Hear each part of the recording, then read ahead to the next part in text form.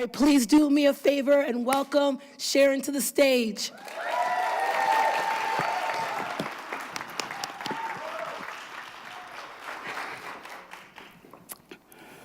I was the firstborn of 6 kids, and we were raised in a shame-based home. We were guilty until proven innocent, and I didn't know where I began or where I ended. My grandpa said to me one day, "Sharon, come on, we're gonna go and we're gonna drown your baby kitties." My baby kitties? There they were, drowned, scratching.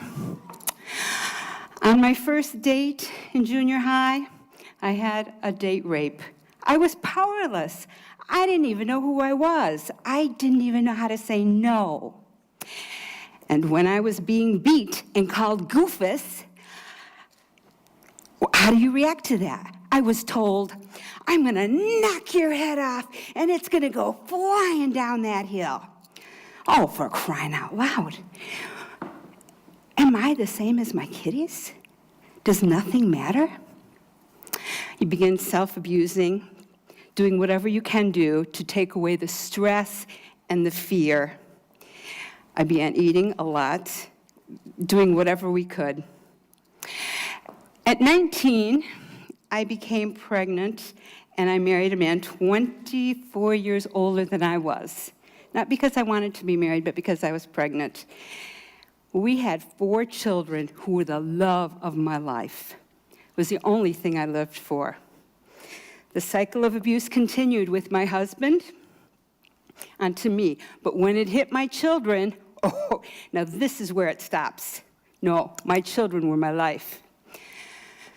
So I was exhausted. I was numb, and I just frankly wanted to die because I had failed as a parent.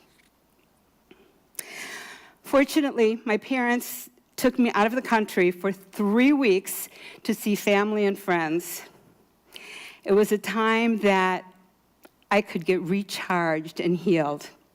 When I came back to the States and saw my family, I kicked my husband out of the house, and then I put myself into the mental health hospital. I know, isn't that, who does that? But I needed hope. I needed something. I learned therapy, how to think differently, how to act differently. I learned my body is one whole body, mind, and spirit. I learned I wasn't invisible anymore. Is that crazy? To think you can be invisible? When I was 40, I went and I kicked fear to the side and went skydiving. I did. And I graduated with honors and got my R.N. degree. My 4 beloved kids, teenagers now, were there with me. A moment I will never, ever forget, because they were seeing that the cycle of poverty, the cycle of abuse could be broken. Today I'm married to my husband who honors and cherishes me. If you can resonate with this, I have 3 things to say that might help you. Number 1, understand that this was not your fault. Abuse is not your fault. Secondly, go find a therapist or a mental health coach, someone that can work with you and understand. And third, I tell you, dream big, because the world is huge. You can do it. I believe in you. You are visible. Thank you.